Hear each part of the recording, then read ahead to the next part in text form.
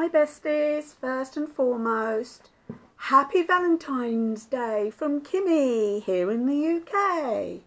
I'm not sure if America does Valentine's Day. I'm not sure, but I'm sure someone's going to let me know. Anyway, here I am to do my theme Thursday, which I believe was red and love. Well, as you can see, I've got my two little ones sitting here. I've got my little RJ sitting there. Well, it's Jacob Rubin. Sorry, my mistake. I think he's fed up with all this romance. Look, he's got his little bib and tucker on, look. He's got his bow tie, and he's even got his little rose on his lapel. He's into a romantic mood, if ever there is one for a little baby. But I don't think he's happy about it, because he's just sold his ops. That he says this romance business is a load of old rubbish and I'm going to sleep. And that's his attitude. And over here I've got my beautiful Ella, and she's wearing a beautiful pink like tutu. It has lovely roses and everything on it, and she's got butterflies on the front of her top, and she's got pink in her hair.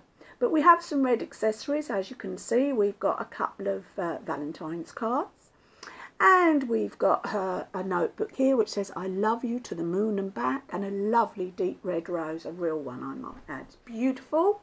My daughter Charlotte got it for me as a little Valentine's gift.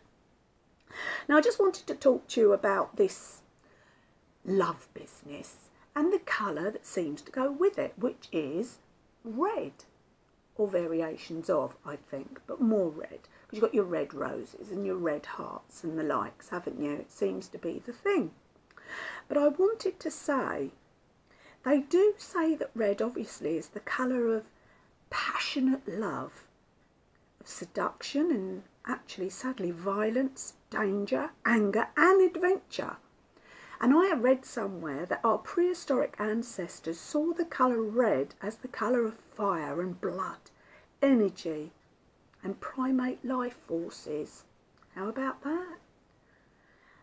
And most of all, from today, it seems that most of the red's symbolisation as we see it came from its powerful associations in the past. You know, the anger and the heat of the moment and the life forces and the fire, the passionate feelings about those things. Passion arrives, to me, you think of passion, the rising of the blood, you know, the red, the heat of the moment. Wonderful, wonderful, I think. The passion is amazing. And then, of course, you go on to think about, as I said before, desire, heat, longing, sensitivity. But also red goes hand in hand with other things, the strength, leadership, courage, vigour, rage, anger, danger and vibrance and determination. Now all these things, how can one colour symbolise all those things? Because they seem so different from each other, don't they? You've got sensitivity, and then you've got determination. You've got strength, rage, danger. Now they go together. But how can you say that things like seduction and rage go together? Or do they? I don't know. What do you think? Do they? So this colour red, which is the colour of love, or as we perceive the colour love, red, makes you wonder, you know, have we got it wrong? I don't know, have we? This is my thought, no one else's. Could it be white would be better? Purity, love, all those things, the purity of love, the majesticness of love, the wonderfulness, the pure light of love. I don't know, what do you think? Make it be yellow, a bright colour, makes you think of good things. Oh, I don't know. Maybe we best stick just quite simply with red for love. Takes too much to think about, if you ask me. But isn't it surprising how many things come up when you think about it? I mean, for me, red is stop. Don't go there. Danger. I can't say that when I think of red, I immediately think love, romance, cards and niceties. No, it's definitely for me, stop, don't go go. Danger. Maybe that's what they're trying to tell us. Don't get involved with all this love business because it can be very painful. I don't know. These are just my thoughts as I prattle on. But funny enough, in China I understand that red is classed as a very, very lucky colour. In China, apparently, it means luck, happiness and joy. So of course that would probably go hand in hand with love. My idea of it obviously doesn't go hand in hand, because stop, don't go there, danger. Fire. How funny that we see fire as, you'd say, it's a warm, passionate thing. I don't know, just eats things, takes them away. How strange. But it's funny because I'm sure in the hundreds, thousands of years' time, if people look back on this, things will have changed. Of course they will. And they might have even done something terrible like change Valentine's Day to another day. Might not be February anymore. They might change it. They might change the colour. They might change the idea. I don't know. Things change all the time, don't they? I wonder if there's any things that we've missed. Things that they used to have that were fun for them, but we don't have anymore.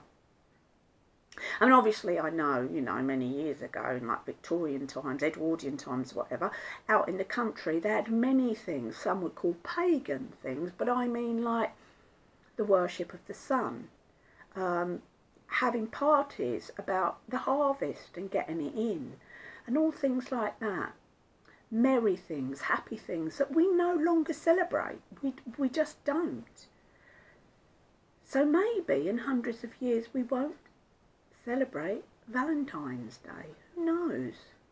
But will red still be seen as all these wonderful things? Or will somebody else take it over and sadly use it as a colour in a uniform or on a poster or something like that, that then people will look at and see red in a totally different idea in hundreds of years than we do now?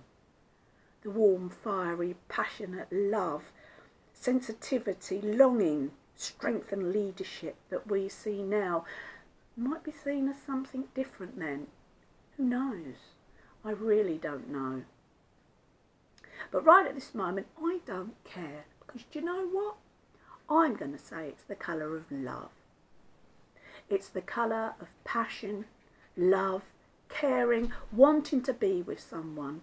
That love of being near someone you just got to touch, you've got to hug, you've got to kiss on the cheek. You want to give your time, your strength and your full and total respect, and everything that you've got to offer you can give to them. I think we'll stick with that at the moment. And if in a few hundred years they change it, I'm not going to care, am I? Because I doubt very much I'll be here. So to everyone out there, I hope you're having a fantastic Valentine.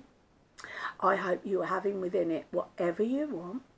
But remember, if you don't get bought a card or some flowers, go out and buy your own.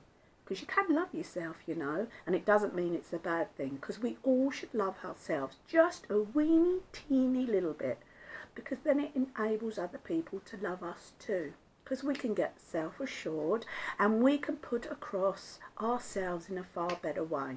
Well, that's what I think anyway, but I'm not a psychiatrist and I don't really know people that well, but that's the way it goes. That's just my silly layman's thoughts.